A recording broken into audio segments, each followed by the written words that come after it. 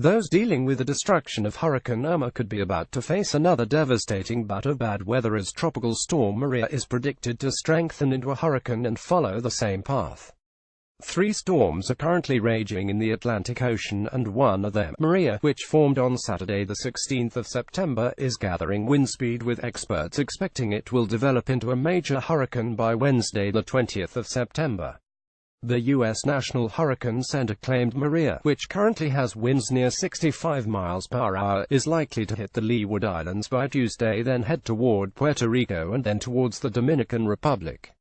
The center has put hurricane watches into effect on many of the same islands that have been ravaged by Hurricane Irma. These include St. Martin, Barbuda, Antigua and St. Barts, all of which are currently in the rebuilding process from Irma's force, one of the strongest hurricanes on record that claimed 38 lives in the Caribbean. Maria is expected to strengthen and affect portions of the Leeward Islands as a hurricane early next week, bringing dangerous wind, storm surge and rainfall hazards, the NHC said. Maria could also affect the British and U.S. Virgin Islands and Puerto Rico by midweek as a dangerous major hurricane, and hurricane watches could be issued for these islands as early as tonight. Will Hurricane Maria hit Florida?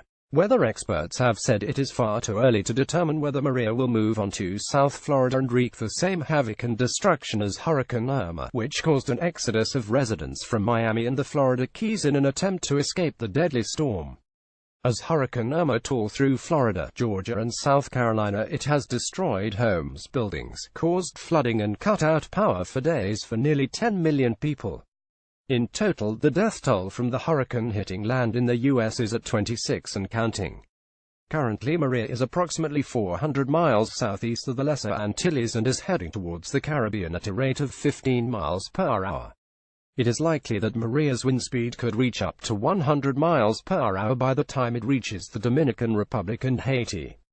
Meanwhile, Hurricane Jose, which is also spinning in the western Atlantic, is moving northwards along the east coast of the U.S. Despite being some way offshore, people are being advised to be aware of possible deviation in its route.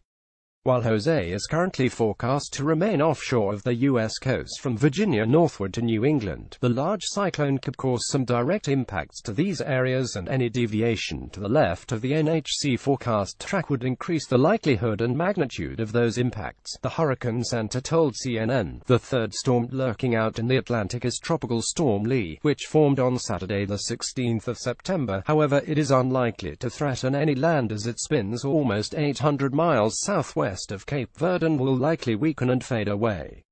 Why are there so many storms around at the moment?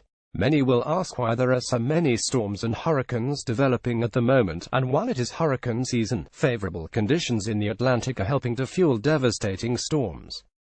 The Met Office told Times UK firstly, sea surface temperatures under Irma are 1 to 1.5 degrees Celsius higher than the average for this time of year, providing abundant moisture and warmth. Secondly, wind shear. The change in wind with height is low, meaning air can flow in, up and out of the hurricane very efficiently, thus promoting intensification. Thirdly, there are no drying influences at present, such as pockets of Saharan dust which sometimes drift out over the Atlantic.